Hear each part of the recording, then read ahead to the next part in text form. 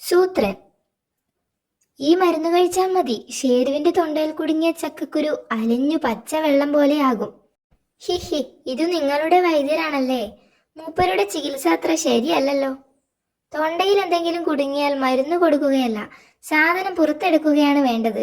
തൊണ്ടയിൽ എന്ത് കുടുങ്ങിയാലും അത് മരുന്നില്ലാതെ എടുക്കുന്നൊരു വൈദ്യരുണ്ട്. ആരാ? ഞാൻ തന്നെ. രോഗി വായ തുറന്ന് ഇരുന്ന് തന്നാൽ മാത്രം മതി, സാധനം ഞാൻ കൈയിട്ടെടുക്കും.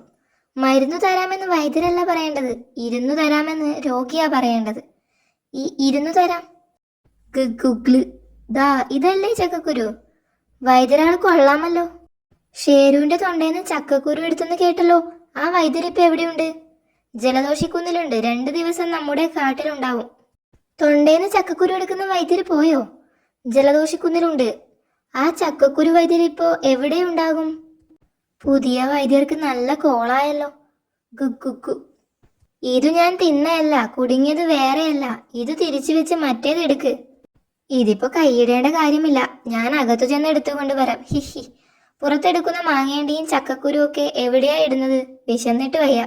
വൈദ്യരെ, എന്റെ അനിയന്റെ തൊണ്ടയിൽ ഒരു തേങ്ങാപ്പോള് കുടുങ്ങി.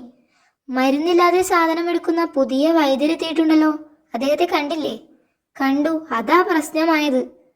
ആ വൈദ്യരുടെ കൈയും തൊണ്ടയിൽ കുടുങ്ങി, വലിച്ചിട്ട് പോരുന്നില്ല വൈദ്യരെ. സൂത്ര, തനിക്ക് 3 അപകടം വരാൻ പോകുന്നു. അയ്യോ, ആര് പറഞ്ഞു? കരിനാക്കം പറഞ്ഞതായി ഞാൻ സ്വപ്നം കണ്ടതാ.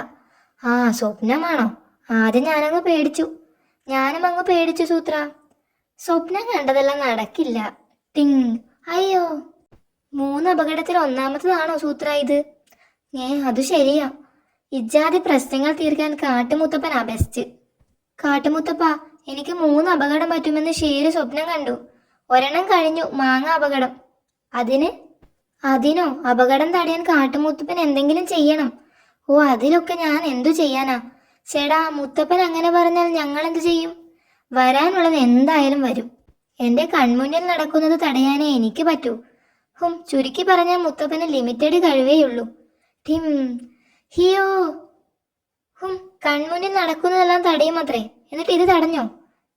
അത് ഞങ്ങൾ പോയി വൈദ്യരെ കണ്ടോളാം. അങ്ങേർക്ക് എന്തായാലും കഴിവുണ്ട്. അങ്ങനെ പറയല്ലേ, എനിക്കെന്താ കഴിവില്ലേ? എന്നിട്ട് അതൊന്നും കാണാനില്ലല്ലോ. കാണിക്കാം. ഉദാഹരണത്തിന്, ഞാൻ ആ പാറക്കല്ല് പറത്തി വായുവിൽ നിർത്തുന്നത് കാണണോ? ബും. ദാ ആ കല്ല് പറക്കുന്നു. അയ്യോ, ബാക്കി കല്ലെല്ലാം ഇളകിപ്പോന്നു. പടപട തുടുപുടു ഭും. പക്ഷേ സംഗതി നടന്നില്ലേ? ശരിയാ, 3ാമത്തെ അപകടവും നടന്നു. അതല്ല, ഒരെണ്ണം ഞാൻ വായുവിൽ നിർത്തി.